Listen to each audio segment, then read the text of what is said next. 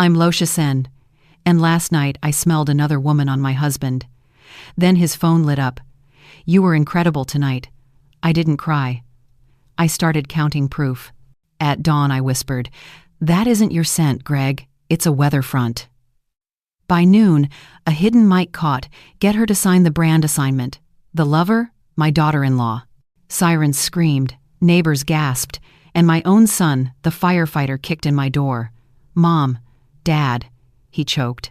Want to know how I turned humiliation into evidence and ended our dynasty with one public truth?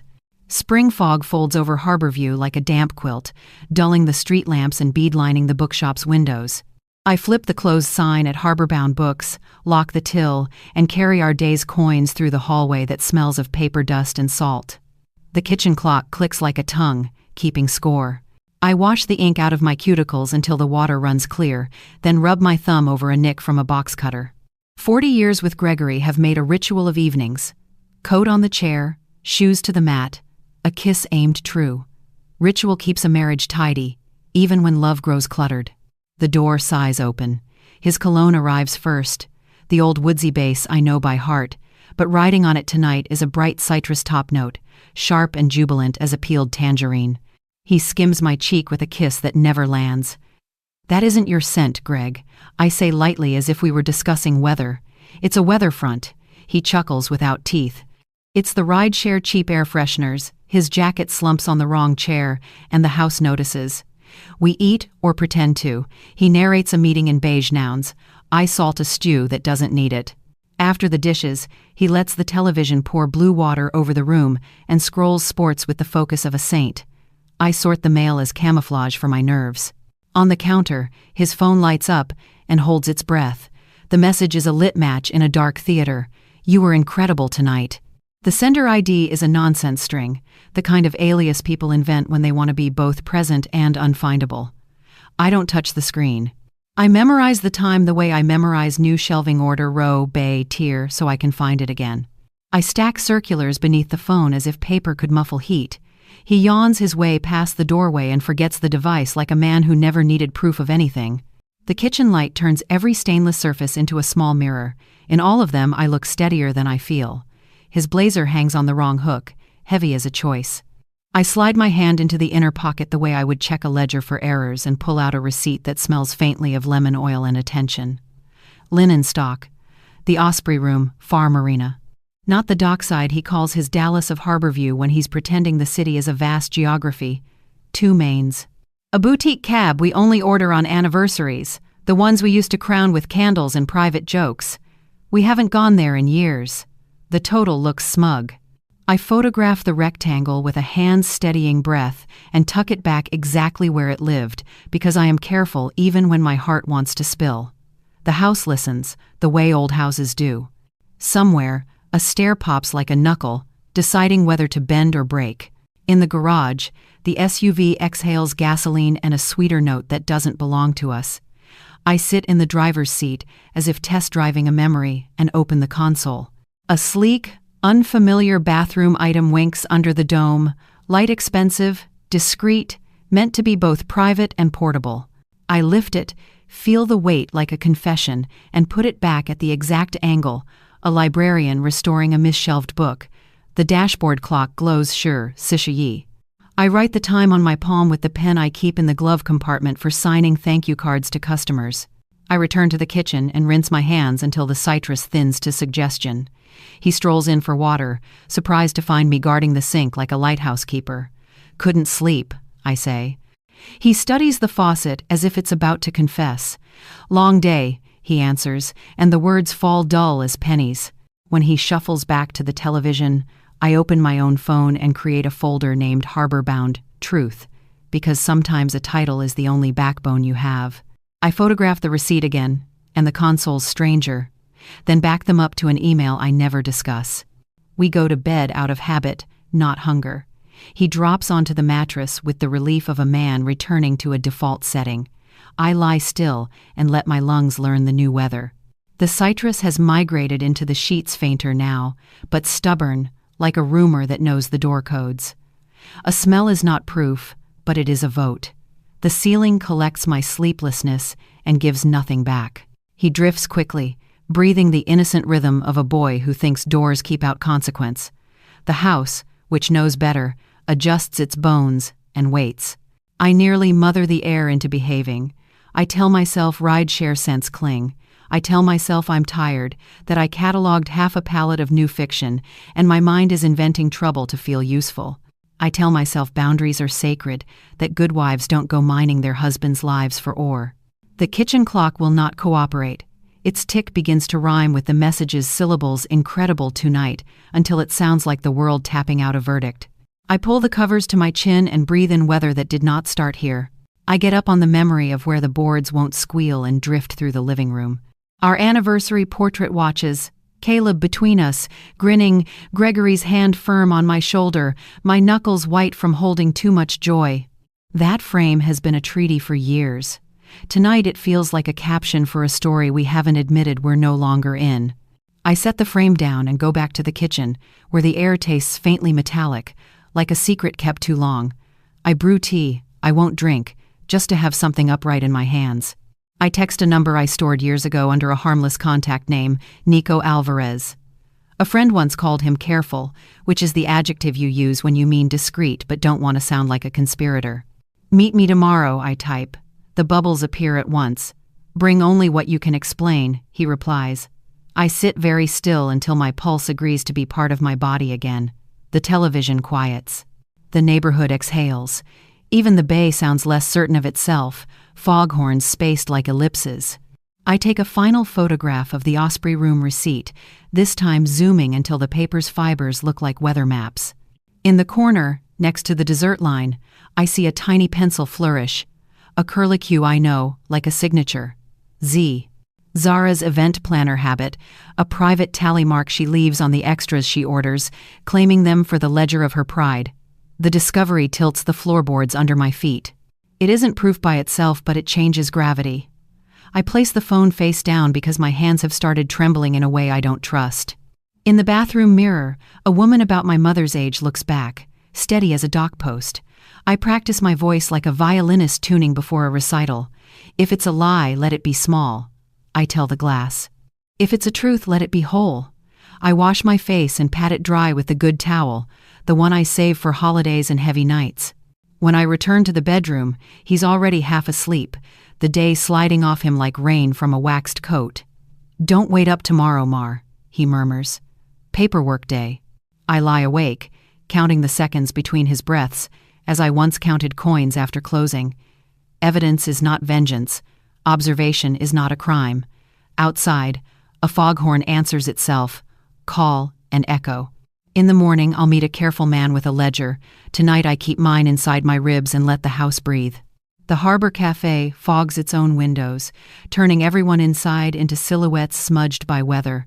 The doorbell tings, steam ribbons climb, the espresso machine hisses like breath through teeth. I take the back booth where I can see the marina and the street at once, a safe angle for a woman deciding to stop pretending she isn't deciding. When Nico arrives, he looks exactly like the rumor that brought me here. Clean jacket, scuffed boots, a palm-sized ledger, balanced on one calloused hand. We don't shake, we inventory. I slide an envelope across the table, photos of the citrus evening, the Osprey Room receipt, the console's discreet stranger, then fold my hands, as if stillness could vote for truth. He dates a corner of his ledger and writes only my surname, the way a clerk would mark a box you can't return. I don't chase hunches, he says, voice pitched to the booth, not the room. I verify them. His pen taps once on the envelope. I explain with storekeeper economy, wrong perfume, wrong district, wrong chair for the jacket, and a message I did not open because I was afraid of closing. He fans the photographs like cards, doesn't flinch, and draws a quick map of Harborview in the ledger margin house, Far Marina, Hotel Wedge, then underlines the word pattern. He scrolls a municipal events feed on his phone. Public reels, he murmurs. People forget how much they leave out in front. A gala freezes on the screen, a ballroom wash of amber light, Gregory mid-joke, Zara throwing her head back, joy like a private password. Another still, months apart, captures that same lean toward him, barely a tilt, the kind bodies practice when they've already agreed. From across a room they look neutral. When time stops, they look too familiar. I taste metal. The story I told myself about Zara's coolness at family dinners, that it was mutual dislike. Safe distance shrivels into something thinner. Overcorrection, a performance staged for me. Nico closes the reel and opens his ledger again. 3-day shadow, he proposes, simple as a price tag. No contact, no confrontation, minimal risk. If it's there, it shows. If it isn't, you can sleep. I nod like a customer accepting a sensible return policy and hear my voice choose its spine. Do it quiet, I say. I want truth, not theater. He doesn't smile. Truth tends to make its own theater. The waitress sets down 2 waters as if we ordered truce. We agree on signals, brief texts, stamped times, nothing interpretive. He pockets the ledger. I pocket whatever's left of my breath. By blue hour, the first ping lands, a small sound with too much future in it. Photo. Gregory easing the car into a slot near a boutique hotel, shoulders squared against evening. A second ping. Zara. Sunglasses against a pewter sky. Crossing from the opposite curb. Head down. Step quick. Then a grainy clip. Nico's camera breathes, refocuses, climbs until the 3rd-floor balcony frames them shoulder to shoulder. They speak with their faces first. A brief kiss follows, the kind that pretends to be nothing while knowing exactly what it is. The room tilts, but I don't. I lay the phone on a stack of shipping forms and count to 5 the way we teach breath to stubborn lungs. I title the files like a clerk. Hotel balcony. E. Entry. Separated. R. No poetry. I move them into harbor-bound truth because naming a place for truth makes it easier not to lie to yourself inside it. The espresso hiss, from morning lives in my sternum. I rub the ache until it becomes information. Nico's next message arrives while I'm wiping an already clean counter, a photo of a brass plaque, Notary Associates and Gregory, exiting with a thick filings envelope. Zara is half behind him, red pen tucked at her ear like an earring with a job. I whisper to no one, filings for what, and with whose name? I imagine letterhead heavy with decisions that forget who earned them. Assignment of brand, lease leverage, the vocabulary of erasure wearing a professional suit. Behind the legal dread, the older fear, Caleb. If this becomes spectacle, my son will arrive wearing the town's insignia, asked to be a rescuer inside our private wreck.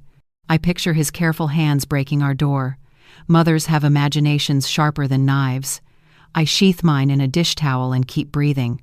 The shop bell rings twice with no customer attached, only air negotiating itself.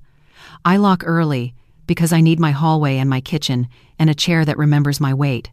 Under the fairy mural 1 block from the store, Nico hands me wired earbuds like a priest passing bread. Parking lot pull, he says. No triumph in it, tires whisper. Wind edits itself. Zara's voice arrives first, low and fizzing with plans.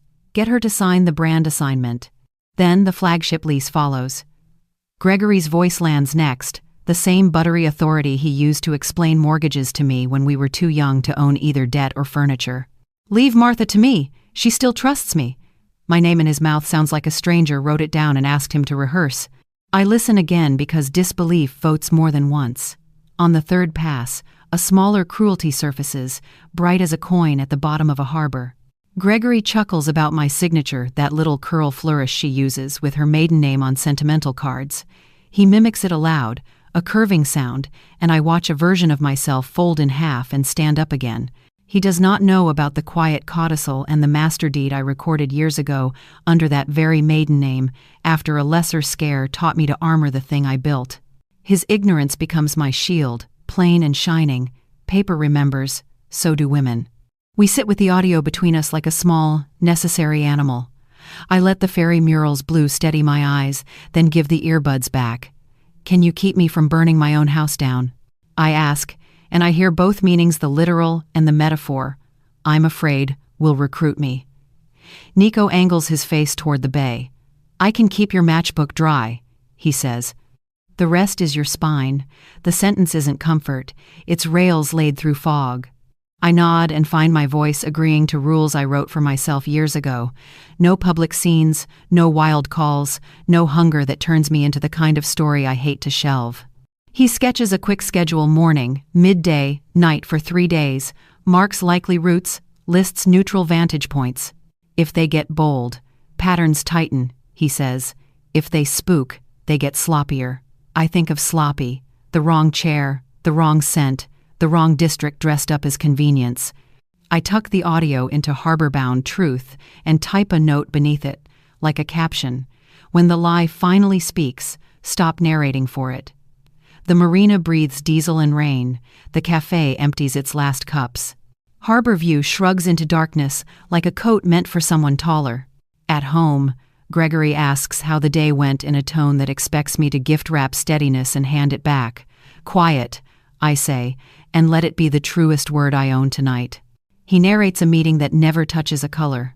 I stack plates, rinse forks, and decide not to ask about tomorrow. He kisses my temple and misses by a story again. Early start, he says from the stairs. Paperwork. I answer the banister, not the man. Of course. The house listens, and for once I feel it listening on my side. In bed, I lie awake and rehearse nothing. I am done making speeches to air. What I have is a ledger a court would recognize: stills, clips, times, voices. What I have is a PI who behaves like a clerk and a spine that remembers what heavy is for.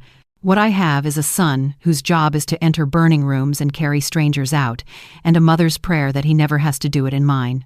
Outside, the bay bones whistle in the wind. Somewhere a boy answers with a measured blink. Morning is coming. So is whatever the truth decides to make of itself.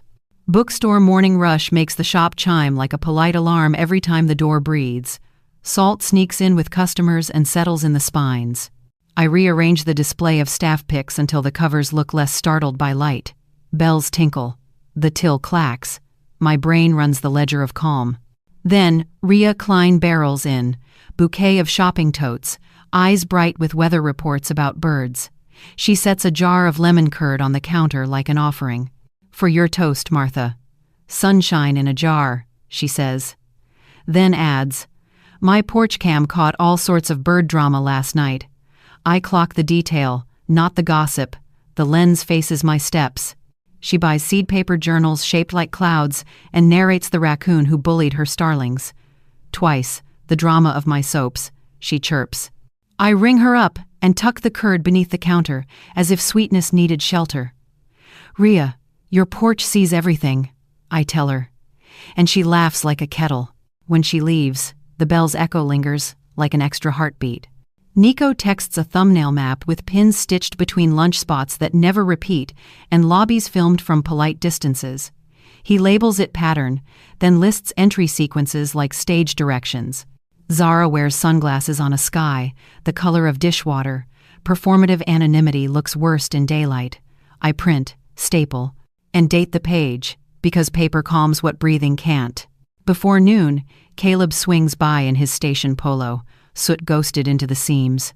He picks a battered sci-fi paperback like a flotation device. Need anything fixed, Mom? He asks, careful not to look at my hands. Only the future, I say, and we both pretend that is a joke. He pays in exact change, pockets the book, and leaves me the shape of his worry. Night folds Harbor View early. Our kitchen accepts it the way old rooms do, without negotiation. I lay plates. He arrives with a sigh that sounds preloaded. He floats a manila envelope to my side of the table as if passing communion.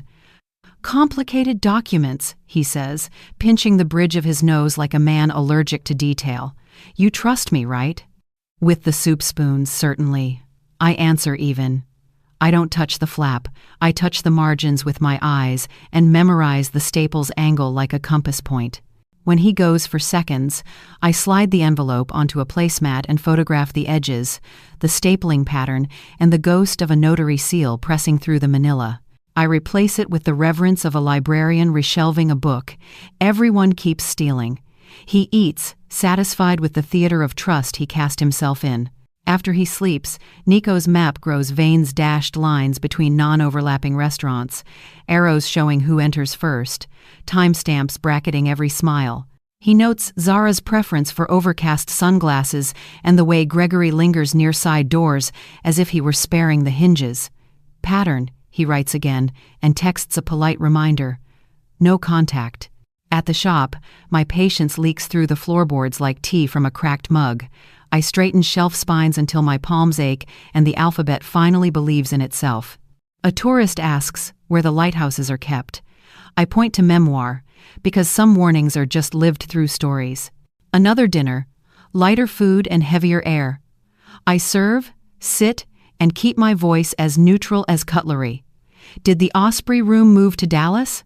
I ask, like a woman practicing geography.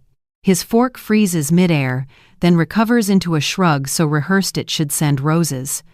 Vendor insisted on Harborview, he says. Networking. Of course, I say, and let the room keep the echo. He adds that I shouldn't worry myself about the documents. I agree, and sign nothing. Later, Nico sends 2 close shots taken through a rain-pearled windshield, Zara marking papers in Gregory's car with a red pen, her wrist resting on his as if proofreading his pulse. The pen's ink blooms against clauses I can't read. The intention is legible anyway. In the stockroom, iBox returns with the tenderness of triage, then alphabetize packing slips until my shoulders forget their names. When I'm empty enough, I breathe easier. That night after closing, I open the shared planner Gregory insists we use, the one with color codes left over from better seasons. His afternoon block wears a confident blue rectangle labeled Notary 1 Downtown. I compare the time with Nico's balcony clip. The stamps do not shake hands. I feel the slow, practical kind of anger that reads instructions and tightens every screw. On my phone, a message from Caleb times itself into the same hour, a simple check-in from the hydrant test he ran near the cannery. You around later? Gregory texted him back a minute later with a photo of himself grinning under the mural downtown, the one of the ferry that got repainted after the storm. The picture looks recent at a glance, but something itches the absence of a decal the city added last spring. I enlarge the frame until the pixels confess the year. The shop window in the background still advertises a festival we hosted a decade ago. Metadata doesn't care about nostalgia. It stamps the file with the original date like a bored clerk. My ledger brain adds the line, selfie reused, alibi counterfeit.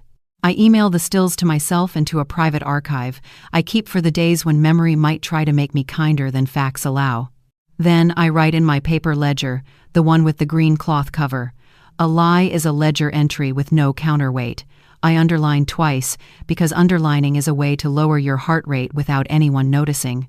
Morning brings Rhea again, this time waving a printout from her porch cam like a school certificate. A raccoon with sticky paws, she announces, triumphant, and a cat with opinions. The frame catches my steps in the corner, proof that her lens points where I suspected. I sell her a guidebook to backyard birds and tuck the knowledge away like weather. At lunch, I call Nico from the alley where the gulls won't overhear. He answers on the first ring and listens as I lay the planner times against the balcony footage and the mural selfie against the decade. Good, he says, and I can hear the ledger in him approve. We don't accuse, we match. He sends a clean timeline graphic that would make a board clerk proud. Balcony time. Hydrant text. Recycled selfie. Planner lie. The afternoon crowd comes in waves. Teachers buying quiet. Retirees buying history. A teenager buying an atlas because her heart keeps offering her maps. I staple receipts with a little more ceremony than they require and wonder how many lives can be saved by paper that behaves. When the bell quiets, I breathe in the smell of newsprint and time and believe myself for a minute. Evening returns us to the table that thinks it's neutral. He eats faster than his stories. I eat slower than my questions. He reminds me I shouldn't worry myself about documents. I let the reminder go by like a bus. I never meant to board. I agree and sign nothing. Consent withheld is still a full sentence. After dishes, I pull the curtain just enough to watch the street rethread itself, with neighbors Rhea's silhouette, Mr. Greer's cane, the cat with opinions. I sit with the quiet the way you sit with a witness who needs time to remember. The house holds its breath and, for once, doesn't try to forgive. Before sleep, I review Nico's timeline until the entries feel like steps across a creek. Balcony at Sanger R, hydrant text Sanger Su, selfie sent Sanger Wu. Planner block San C labeled Notary Otter Downtown. I add the mural file's embedded date beneath like a stone where the water runs fast. Together they make a bridge I can cross without lying to myself. I close the ledger and turn to the mirror because a woman should hear herself once before the next soft clash begins. We're not staging theater, I tell my face softly. We're staging proof. Outside, a siren threads the block for someone else, and I pray the town keeps my son away from mine. When I finally lie down, the sheets remember citrus, the way paper remembers ink, faint but legible. I count to 5 and let my breathing take attendance. Tomorrow we'll test the pattern again. Tonight I keep the math. Before the lights die, I set the evidence binder in the bread box. Absurd and perfect. Thieves hunt drawers, not crumbs. I tape a note on the cash bag for myself. No signatures without reading everything twice, because another woman once left reminders on mirrors and survived that way. From the hallway, Gregory calls, "You coming up?" And I answer with a practiced brightness, "In a minute," because sometimes mercy is postponement. On the table, my pen waits where I left it, aligned with the receipts, straight as a promise I intend to keep. Outside, the bay knocks softly at the docks, as if asking permission to witness. I switch off the sign in the window and let the dark keep my place for now. Night pours into the kitchen in slow breaths. The kettle hums as if it's remembering a song from an older house. Harbor fog presses its damp palms to the windows and turns streetlights into pearls caught in gauze. I lay the dining table bare and square the lamp, so its pool of light is tidy, then bring out the stack I've been building for days. Photos, timestamps, text captures, clipped stills, and the little chronological scaffold Nico designed. The clock measures resolve instead of minutes. I label a fresh binder for me, because that is the point now, proof organized so cleanly that even sorrow will have to sit up straight when it looks. I work in quiet loops. Receipts slip into clear sleeves. Phone screenshots get printed and dated. The balcony clip yields a frame where laughing mouths tell the truth better than lips. I file metadata logs like delicate plates, careful not to chip the seconds and minutes around them. A page for notary filings holds the photograph of the brass plaque and Gregory's envelope, plus my notes about the seal ghost lingering on Manila. Another page holds the mural selfie with Nico's annotation. Original year embedded, reused as alibi. I tab every section. Not for drama, for retrieval. I'm building a shelf a court could borrow. I pause at the bedroom door and look at the thing that will look ordinary in any inventory. A personal item people expect to find where intimacy lives. I do not touch the bed, do not displace a single fold. What I do is interfere with the object that should have remained harmless. Its contents are no longer what the label promises. I won't write what, how, or how much. I won't turn wrongdoing into a recipe. I make one careful substitution and restore what the eye expects to see. The room exhales. The house hears a door in me close gently and decides not to argue. In the kitchen, I prepare a cosmetic smoke cue, harmless, temporary, designed to make concern visible and summon the kind of help that arrives with brass and discipline. Nothing damaged, nothing elaborate.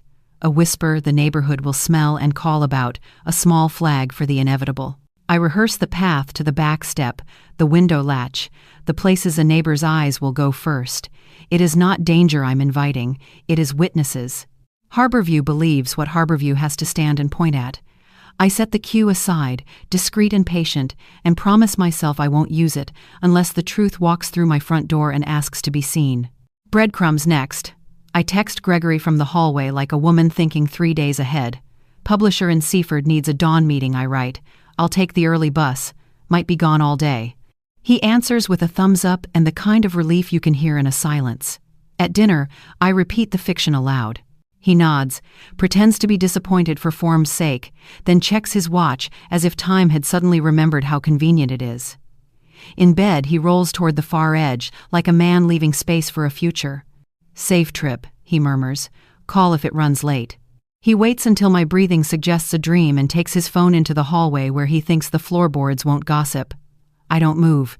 I listen as a citizen of my own house, heart steady, hands flat. "She'll be out all day," he whispers into the mouthpiece. "Come by. No hotel." Zara's reply is smaller, traveling through distance and momentum. Finally, the word lands like a bead dropped on tile. Bright, rolling, hard to catch once it goes. He pads back to bed with careful steps, a husband practicing innocence on the hardwood. I fold the moment into the binder in my mind and sleep with my jaw unclenched. Morning comes with polite clouds and a suitcase I pack to look convincing, a blouse I won't wear, a notebook I will, a thermos that says nothing about contents. I align the suitcase by the door where Ria's porch cam will see it if the lens is awake. I make a point of clattering keys the way traveling people do. Then, while Gregory showers, I climb the stairs and plant an anomaly only Caleb will read. I move our family photo by a finger's width, crooked by half a heartbeat. The gesture is tiny and loud at once. My son notices micro changes. I learned that the day he spotted a missing screw on the banister at 10. On my walk to the corner, I call Nico. He's already on the other end of my plan, voice calm as a ledger. I explain the day's staging and the limits I won't cross. Truth cuts clean, he warns, breathing wind. Spectacle leaves a scar. I rest my palm against the iron railing, where sea air writes its rust. I'm not making theater, I tell him. I'm making record. We agree on timings and silence, on when to call and when to keep the line dark. He wishes me boring hours. I thank him for the kindest wish anyone can give a woman about to light her own path. I do not leave. I appear gone. Across the street, Ria's kitchen offers me refuge like a bright little chapel. She doesn't ask for the gospel. She pours coffee, slides over a plate with shortbread, and sets her laptop on the table already open to the porch cam view. Birds, burglars, and the mailman's new mustache, she says, lifting a brow. I take the seat with sightlines to my stoop and slip my phone into my pocket with the bedroom mic app running my own private channel to the room where I used to believe everything we said was safe. The device hums once, then settles like a cat pretending not to be on guard duty. We let the fog negotiate with the street while we practice normal sips, crumbs, gossip about gulls that bully tourists. Through the window, my door looks like a thought I put on hold. The kettle on Ria's stove clicks and the house breathes in its little old house way. When I check the mic feed, I hear the quiet of a bedroom that is behaving itself. For a moment, I almost want to cancel the day, to pack the suitcase for real and drive until letters on a highway sign forget my name. Then the binder's neat tabs flash in my head like buoys. Return, return, return. Time passes in ordinary units: mail truck, dog walkers, a delivery van whose driver apologizes to the curb. Ria points out the starling that rules her gutter like a tyrant and presses lemon curd on toast into my hand until I remember food. Noon leans its shoulder against the window. The fog loosens but doesn't leave. We talk about seed mixes and how sparrows cheat at fairness. I hold the coffee with two hands so I have something gentle to grip.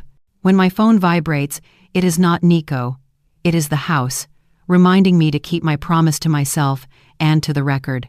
The car arrives like a thought he shouldn't have thought. Gregory parks half a block away, as if distance were camouflage, and looks up the street with the caution of a boy smoking behind the gym. He unlocks our door and leaves it resting against the jamb, like an invitation that forgot its manners. I watch him place glasses on the hall table, straighten a frame, and check the staircase, as if he wanted to be sure the house remembered to lie with him. He returns outside for a breath he doesn't deserve. Ria pretends to study her tea.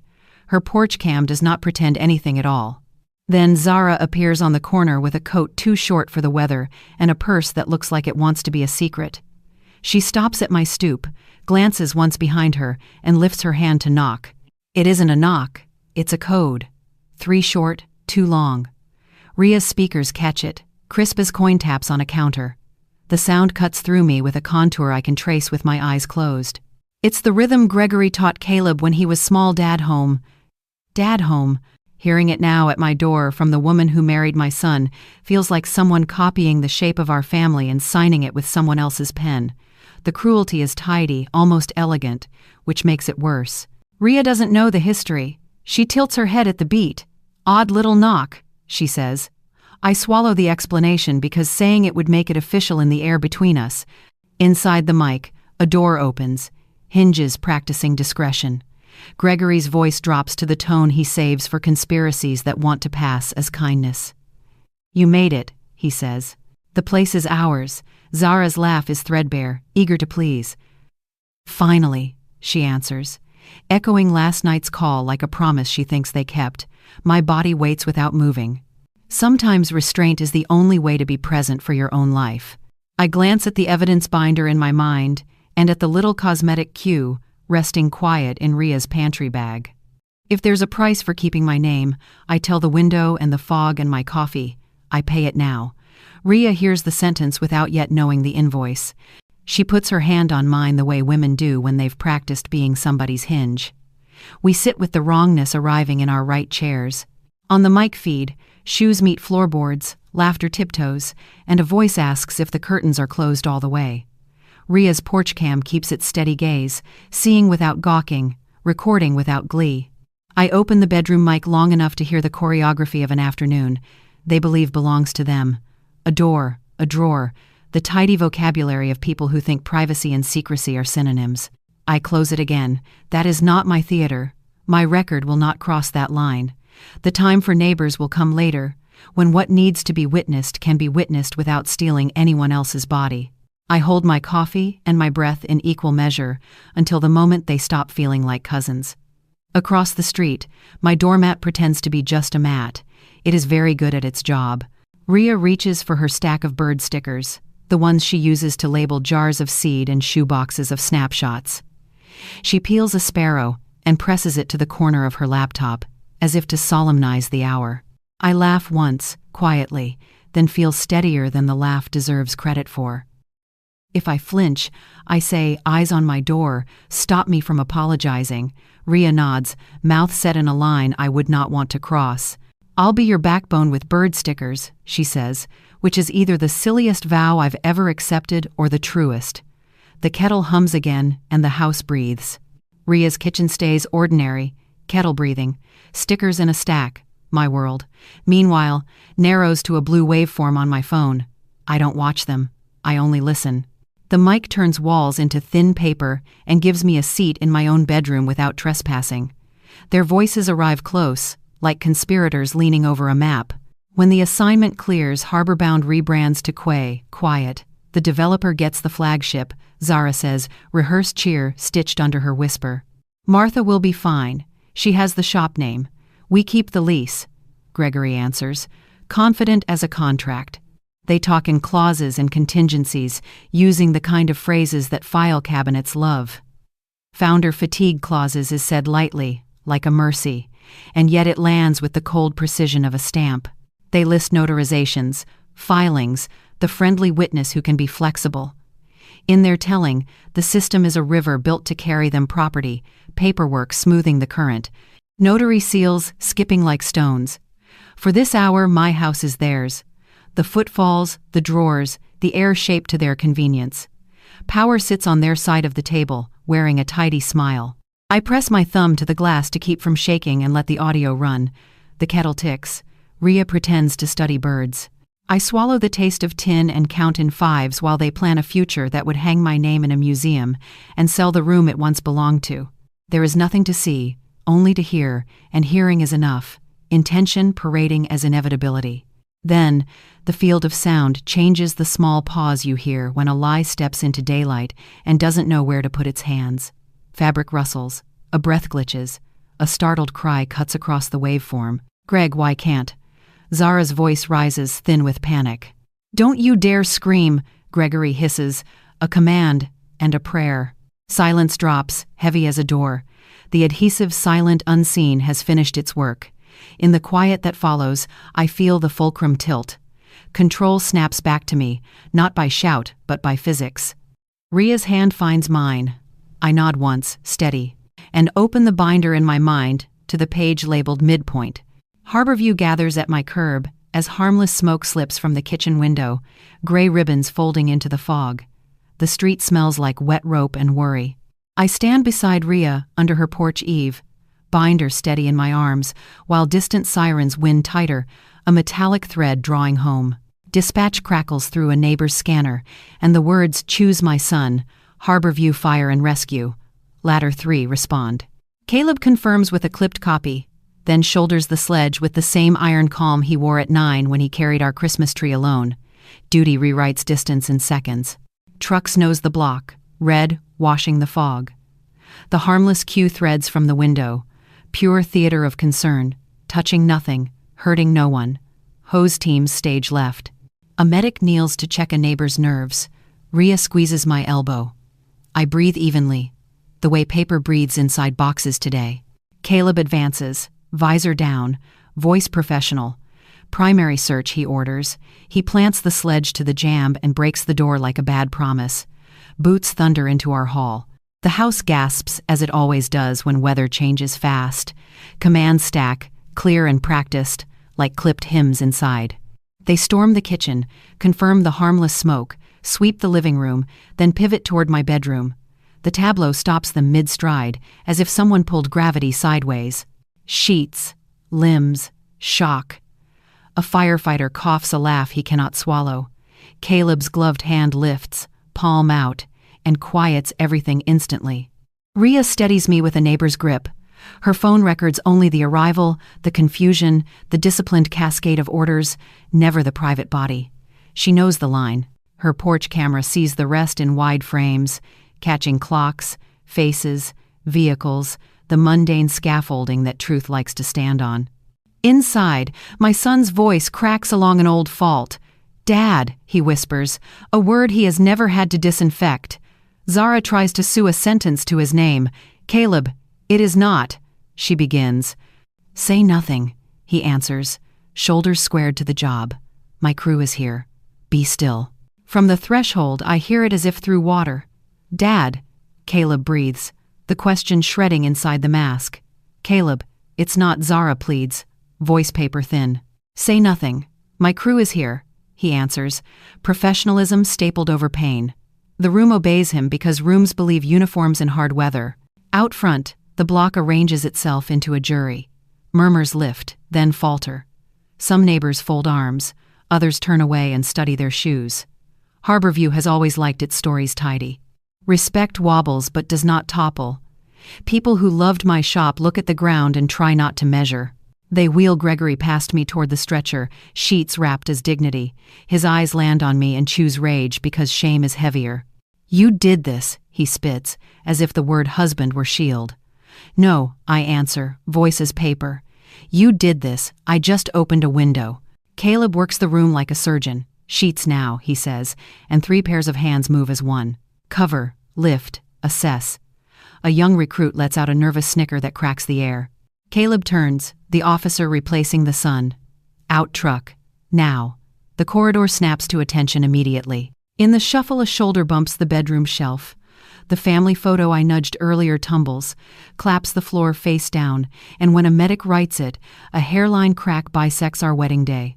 The break is delicate and absolute, a spider thread across smiles. I feel nothing, then everything inside.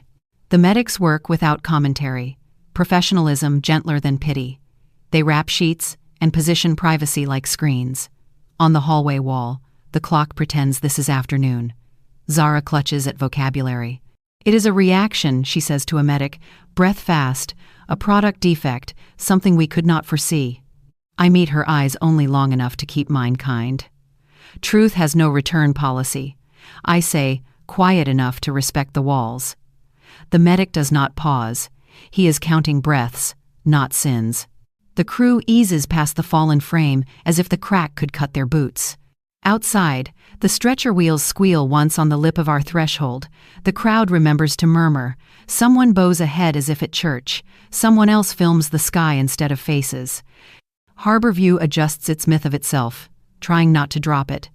Rhea's hand tightens around my sleeve.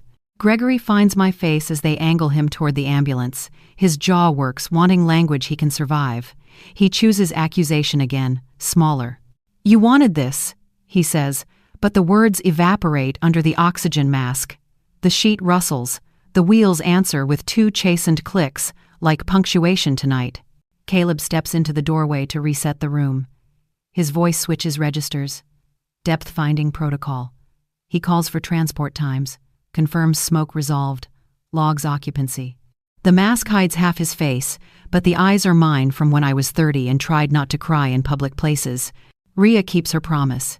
She films only the arrival and the confusion, no bodies, nothing cruel. Her porch camera, meanwhile, harvests timestamps like tidy fruit. Sirens in, doors opened, units positioned, stretcher out.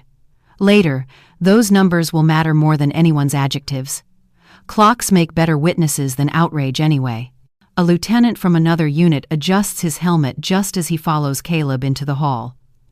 The camera blinks a discreet red, captures the bedroom threshold and the clock above the dresser. Later, privacy scrubbed, the time remains. It lands exactly on the hour Gregory claimed a downtown notary appointment. Nico will later match that stamp to the parking lot audio where voices stitched their plan. The grid tightens. Calendar lies breathe shallow, then fail. The alibi collapses under arithmetic and light. No shouting, no grand gesture, just seconds lining up with other seconds until nothing inconsistent can stand upright. They carry both lovers toward separate doors, faces covered, skin spared shame by white cotton. A neighbor crosses herself. Another mutters a prayer he cannot finish. Mr. Greer nods to me as if I had just held the door for weather. I nod back, because being seen requires answering gently. Caleb raises a gloved hand. "Clear a path, please." The words are standard, but his tone carries history. The stretcher glides as the crowd unknots. The engine idles like a patient animal. In the doorway, he pauses, looks past me toward the family photograph on the dresser, then looks away. On the lawn, he gives orders, then lets the mask hang and drinks the briny air. I step close enough for privacy. "I'm so sorry," I say, simple as breath. He nods once, jaw tight. "Just be steady, Mom. I'll be steady too." Between us, professionalism and love hold firm. The ambulance doors shut with a tempered thunk. Siren off, lights steady. They will switch the noise back on at the corner, sparing the block one mercy. I stand with my binder and my neighbor and the fog, feeling the hole where belief used to live. The hole refuses dramatics. A captain signs my threshold with procedure. "Smoke source resolved," he says. "Harmless, no damage, no spread." He writes my name carefully, as if careful handwriting could buffer a day.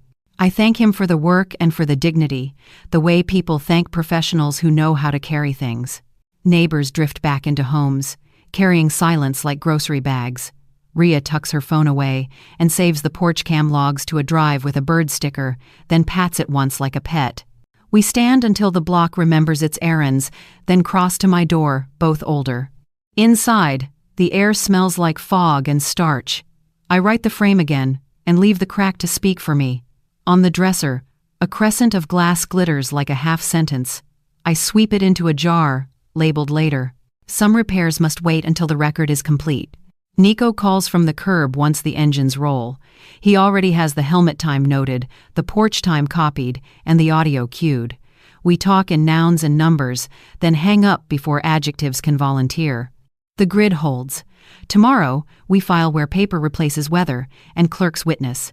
I lock the door and sit on the stair where Caleb left, boot prints years ago under winter salt.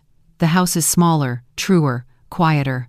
I fold my hands and let the binder rest against my knees. Grief and relief take turns breathing. The sirens fade. The clock keeps keeping. Hospital floors shine like held breath. The vending machine hums beside me. Patient, impartial, a square blue witness. I sit on the hard bench where the corridor forks toward imaging on the left and recovery on the right, facing no one. My hands shake, then behave, then shake again the way tide argues with itself. Nurses pass with the quiet velocity of people who carry hours like water. I try to breathe like them and fail. This is the lowest point.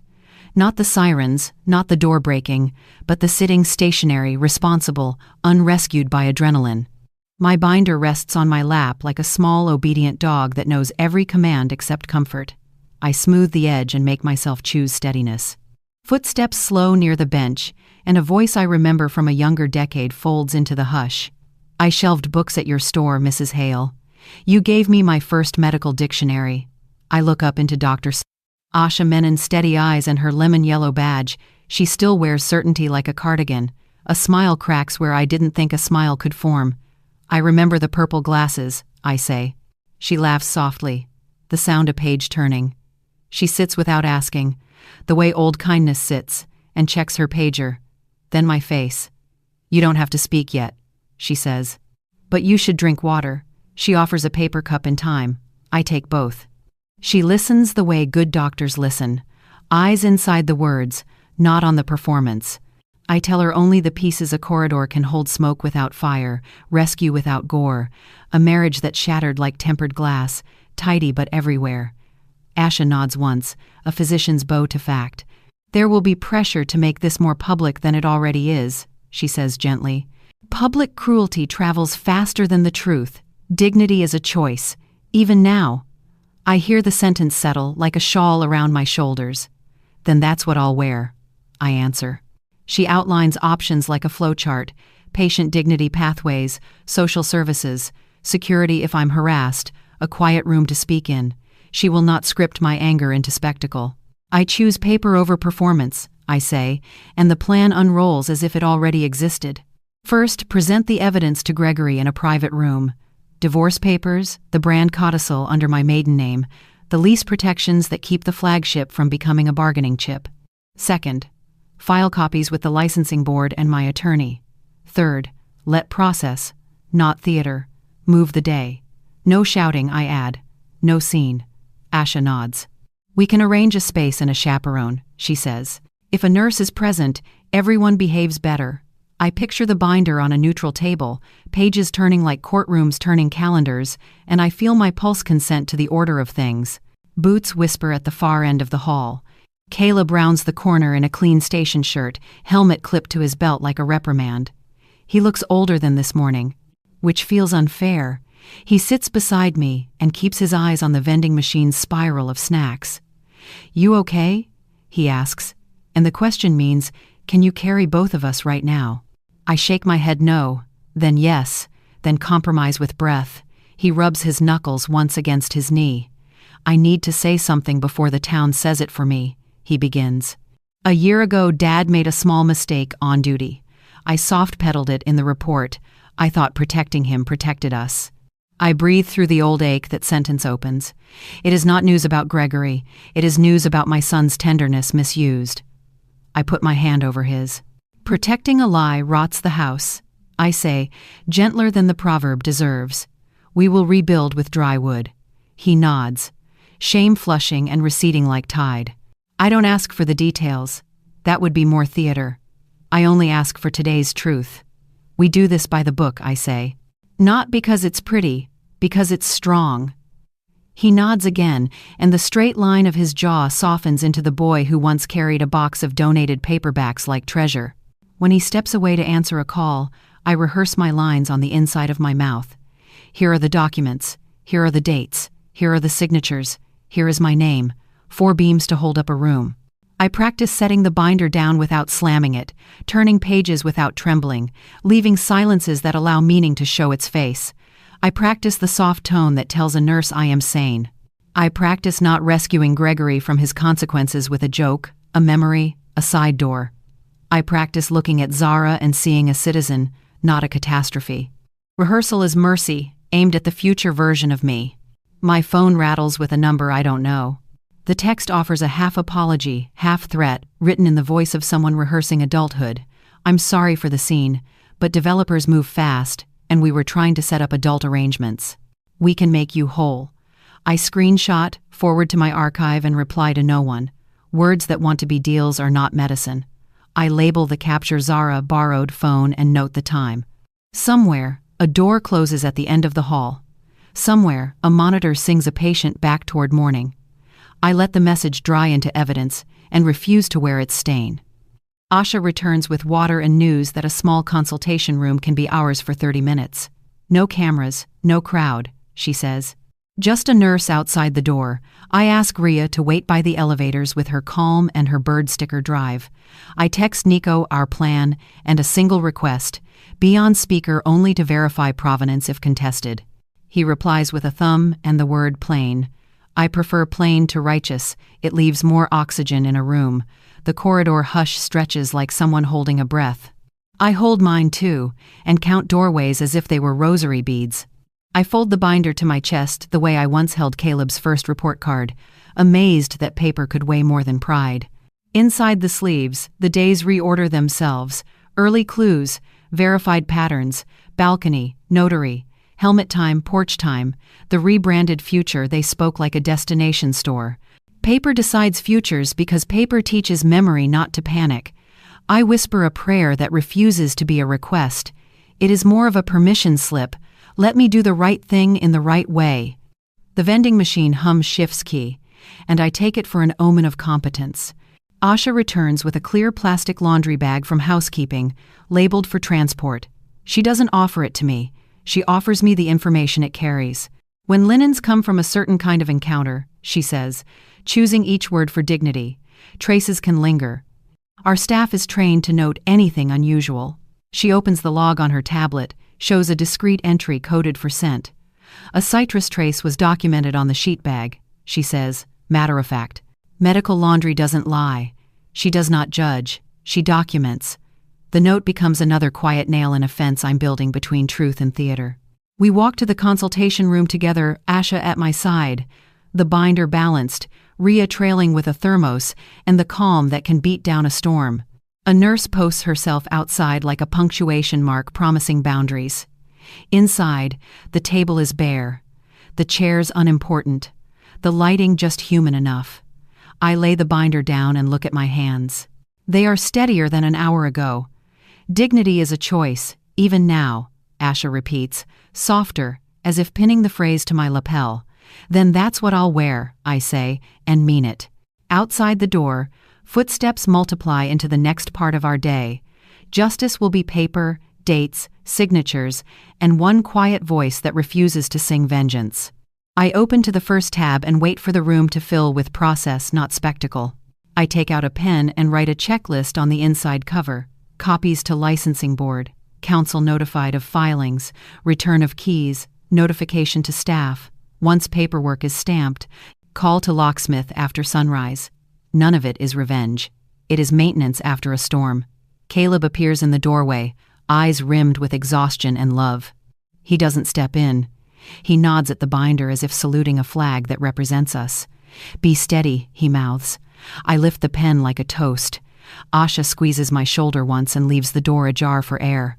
Beyond the corridor window, a patient transport cart whispers past. A volunteer laughs loudly.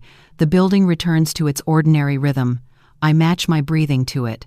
Here are the documents. Here are the dates. Here are the signatures. Here is my name, I say again under my breath. A pledge. When the knock comes, I am ready to choose justice over heat. The family consultation room is deliberately unremarkable taupe chairs, low art, a box of tissues pretending to be furniture. It is perfect for facts. A nurse posts herself outside like a comma that will not let the sentence run on. Nico arrives first, rain dampening his cuffs, and lays out our day on a single page. The balcony still, the notary photograph, the calendar block that lied Caleb's hydrant text, the helmet cam timestamp, Rhea's porch log, each labeled, cross-indexed, and stitched into a timeline that reads like a quiet verdict. Everything on one line, he says, smoothing it with the side of his hand, so no one can pretend the clock was generous. Rhea slides me her printed log in a plastic sleeve, studded with bird stickers. Time stamps crisp as marching feet. Asha confirms the ground rules: no crowd, no recording, nurse present for civility, and pours water into paper cups as if hydration were a ritual of justice. Caleb stands at the door in uniform but not in role. He's here as next of kin, not officer, and he looks 10 years older than he did this morning. I place my binder on the table and feel it settle the way a final book settles a shelf. When the transport brings Gregory and Zara, they arrive separately, covered, quiet. The air changes temperature and then remembers itself. Asha nods to the orderly. The door clicks. The room belongs to paper. Gregory won't meet my eyes. He scans for props that might rescue him and finds only fluorescent light. Zara's makeup has been reduced to its scaffolding. She clutches a folded hospital blanket like a diploma she cannot read. They are small the way people are small when their story has stopped making sense to them. I wait until silence remembers it is here to be useful. The binder opens. Tabs blink like mile markers. I breathe in. Let the breath out where my voice lives. I am not here to degrade you, I say, placing the first page timeline between us. I am here to document. Gregory's throat works. A habitual Martha breaks free and stalls. I lift a hand an inch. No, I say, gently enough that the nurse doesn't tense. Dates, signatures, motives, that's our language now. I put the divorce papers down. Then the brand protections notice the codicil and master deed recorded years ago under my maiden name, then a copy of the lease protections that fix the flagship in my keeping. His face empties, not like a slate, but like a house whose power has been cut. Zara reaches for spin with the reflex of someone who has always been able to buy a better script. "We can make you whole," she says, assembling a stipend from air. "A stipend I made me whole," I say, not unkind. "I keep me whole." The words land without echo. There is nothing for them to bounce off but time. I slide a printout of the balcony frame to the edge of the table, then withdraw it. "You already know what you did," I add. "We are here for what happens after." Caleb steps forward, setting his keys on the table as if they were a gavel. His voice is level, officer steady. "Hand me your house key," he says to Zara. She blinks. Small. Rearranging 1,000 lines she will not deliver. Caleb. The room waits. "Hand. Me. The key," he repeats. No louder, and the space between the words does the work. She unthreads the key from a tasteful ring and lays it on the table without the clatter I expected. Caleb palms it and steps back, a boundary drawn with emotion too simple to dramatize. We do not argue. We file. Asha witnesses our signatures and notes our refusals. The nurse initials. The margin. Nico reads provenance when asked what came from where, who held what, how the time was kept, then folds back into the room's perimeter like a shadow that got a license. Gregory tries one last shape of the old play. "Martha," he says, gentler now. "You and I can find a middle." I shake my head, not as a weapon, but as a benediction withheld. "There is no middle between theft and truth," I answer. "There is only before and after." When the room releases us, we move along a quiet corridor to a quieter venue, the Harborview Licensing Board. The foyer smells like copies, and the air has the respectful boredom of places where the town keeps its memory. Nico and I take a number and sit between a marriage license line and a dog tag renewal. A corkboard displays flyers for hearings no one wants to attend. When the clerk calls hail, I carry the binder to the counter and place it down like a citizen paying taxes without flinching. "We're filing a notice of attempted brand transfer interference," I say, keeping my voice the same temperature as the room. Nico slides the one-page timeline across, followed by corroborating exhibits: porch log, helmet cam time, notary photograph, planner print, and the affidavit that connects them. The clerk reads, not theatrically, but with care. She stamps "received" a sound with more mercy in it than I'd imagined, and says, what I didn't know I needed to hear: paper keeps memory. I meet her eyes. "So, do women." 2 local reporters at the far table look up. I nod because I will not cower, and look down because I will not feed them.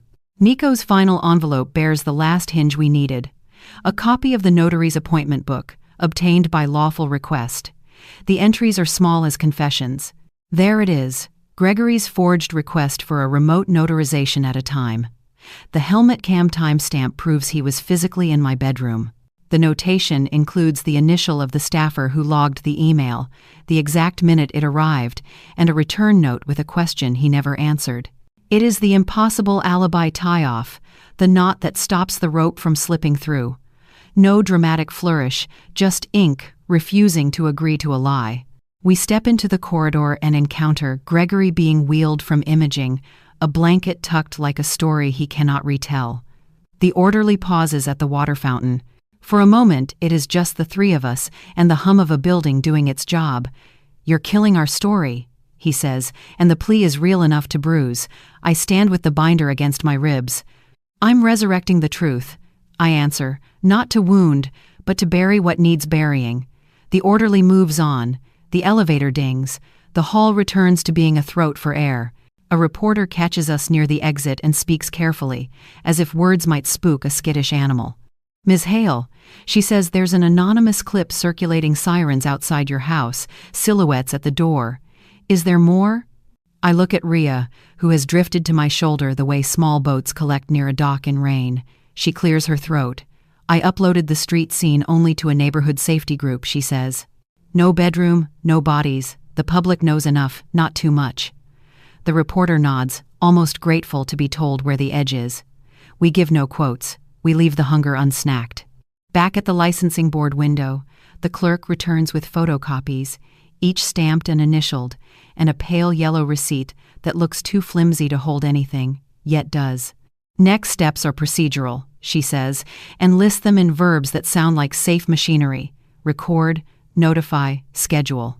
Nico pockets our copies. I tuck mine into the binder between timeline and protections, then write the date on the tab, the way I've dated spines for customers since Chenjubai Joshisen.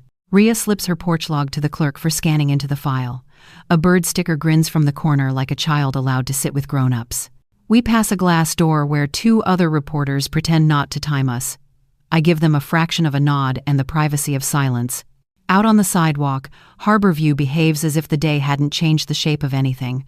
Gulls swear at wind, a bus sighs, tourists argue over chowder. Caleb meets us at the curb. Off duty now.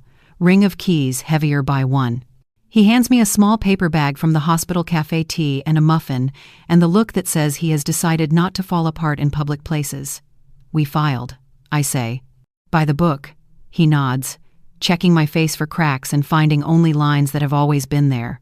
Nico walks us through a last inventory: copies secured, counsel notified, board and receipt, notary record preserved, helmet cam timestamp, memoed with privacy protections, porch cam log archived with hashes. He reads it off like a poem for people who don't like poems. No social media, he reminds us gently. Let paper be the adult in the room. Ria pats her bird sticker drive in her tote. Only the street, she says again, as if swearing in. Caleb slides the reclaimed house key into my palm. The metal is warm. I hadn't realized how cold I'd been. In the hospital hallway, we cross paths with Asha, who has just calmed someone else's storm.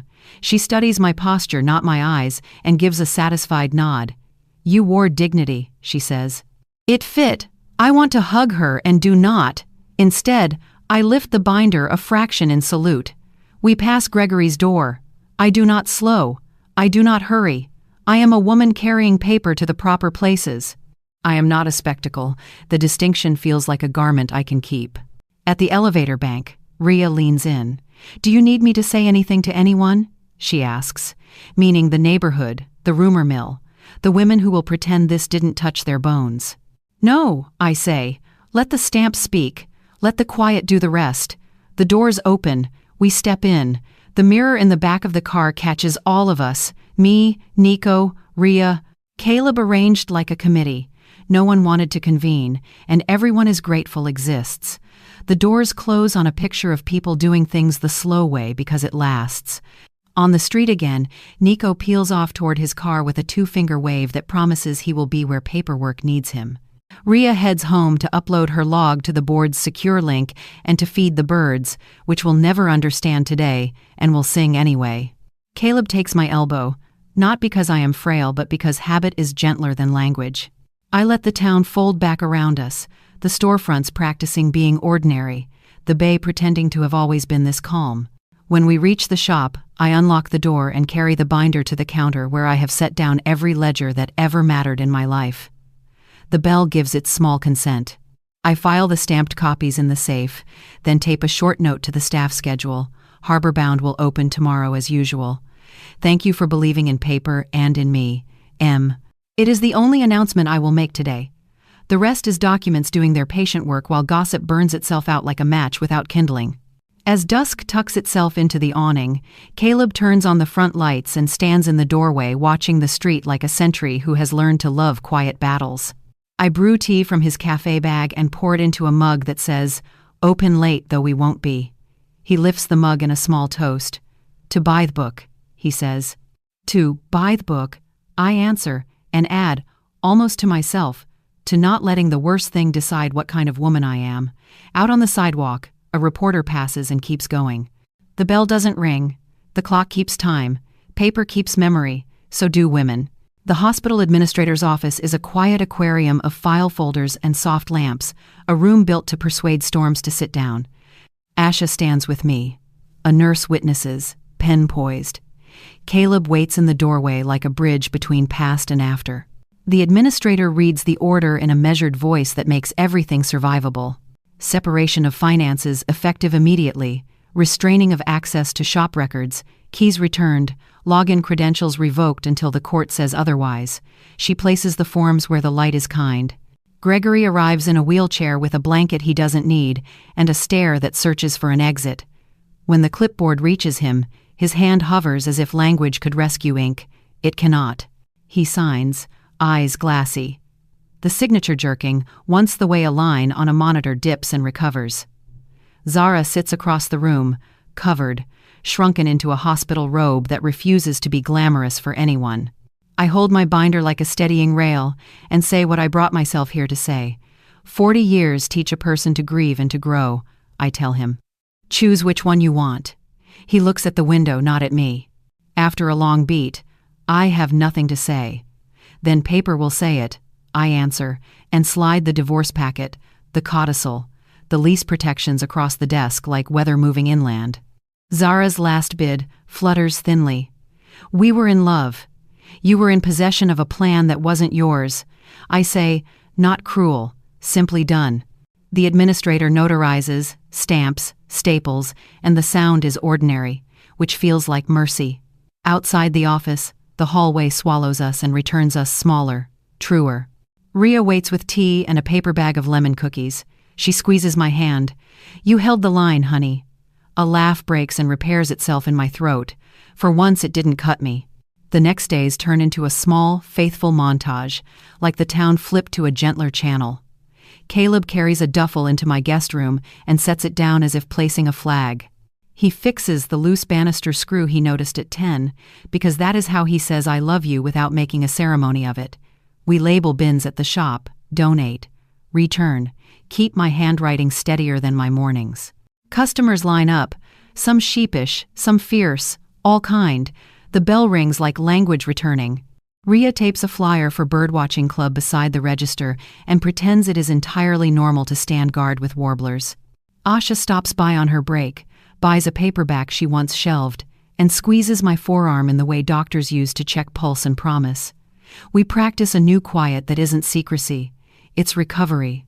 On a slow afternoon I reshelve, a returned novel about ships, finding harbor in storm, and the title thuds into meaning I didn't order but will keep. My voice folds around the thought as if it existed before I said it. My revenge isn't blood or fire. It's truth public, undeniable, and mine. Paperwork moves like weather across counters and clerks. Process turns the hinge. Gregory's counsel sends bland emails that sound like room temperature tea. My attorney replies with dates, signatures, and the single mercy of accuracy. Zara posts nothing, at least nothing I can see. Silence does a better job than spin ever did. At dusk a week later, we chalk a sign and string lights. The board calls it community programming. I call it oxygen. On the chalkboard I write, open mic, found family night. Caleb climbs the ladder and drapes warm cafe lights from the awning, careful with the bulbs like a man handling a new idea of home. We've got you, Mom, he calls, voice easy for the first time in a long while. I've got me too, I answer, and the promise clicks into place like a key. Asha arrives with a manila folder and a smile that forgives no shortcuts. She reads a poem about sutures and skylines and sits on the floor with her tea. Rhea records sparrows on her phone, not people. Later she will show me a clip of a bird landing on the chalkboard as if to sign in. Neighbors read. A teenager sings. A fisherman tells a joke with an ending that spares everyone. No one auditions pain. They bring bread and stories and let the bell keep time. Between open mic pieces, I answer small questions from customers about hours, shipments, whether the poetry shelf can expand. Yes, yes, yes. The town recalibrates by doing nothing dramatic at all. When the sky finally purples to closure, I step outside, chalk dust on my palms, and look up. Harborview is still Harborview, which is the miracle. I lock the door, slip the key into my pocket, and feel the engraving against my thumb, my name on the fob, proof that the door belongs to the woman holding it. Inside, Caleb stacks chairs, humming the unembarrassed kind of tune firehouses favor when they clean trucks at dawn. I count the cash drawer, then stop counting, because the number is less important than the act of closing well. On my phone, an email pings with the discretion of a clerk clearing her throat. The subject line, Withdrawal of interest flagship property. The developer thanks us for our time and notes, in sober legalese, that due to title solidity, they are withdrawing consideration. The scheme dies on paper, where it began. I forward the message to my archive and to Nico, who replies with a single period, the punctuation mark for closures that require no adjectives. I show Caleb. He reads it twice, then sets his hand on the counter and breathes in a way that says he just replaced a heavy ceiling tile and found the roof lighter. So, it's really done, he says. No, I say. It's begun. He smiles with only one side of his mouth, the hail tell, and goes back to the ladder to wind the cord in thoughtful loops. I wipe the chalkboard, leaving the words, "found family," faint enough to haunt tomorrow morning's light. Neighbors linger at the window, then pretend they were only checking the hours. I wave, and their faces do that relieved softening people practice after surviving awkward weather. Across the street, Mr. Greer taps his cane twice in salute and heads home with a paperback about gardens. Somewhere a guitar case snaps shut, somewhere a kettle agrees to boil. The town decides to keep being ours. I sweep, content to let the bristles edit the day, and think of all the ways rage could have rewritten me. Lighter at first, ash at last. Instead, paper and witnesses and a sun with a steady spine did the heavy lifting. I turn off the lamps one by one, watching our reflection relocate from glass to evening. By the door, the cracked wedding photo waits on the counter in a new frame, the fissure preserved underneath like a vein in marble. I do not hide it. Cracks can be maps. They tell you where not to build again. Outside, Caleb locks the alley gate and pockets the ring of keys, listening once to the click, the way a captain listens to the last line tie-off. We meet in the middle of the shop and lean against the counter the way people lean at the end of a day that didn't take them apart. "Home," he asks. "Home," I say, and reach for the light. We step into the soft night lights cooling, salt carried on a breeze that finally smells like the bay, and not like anyone's perfume. Behind us, harbor-bound holds its breath. Then settles, a harbor that knows our names. We go on.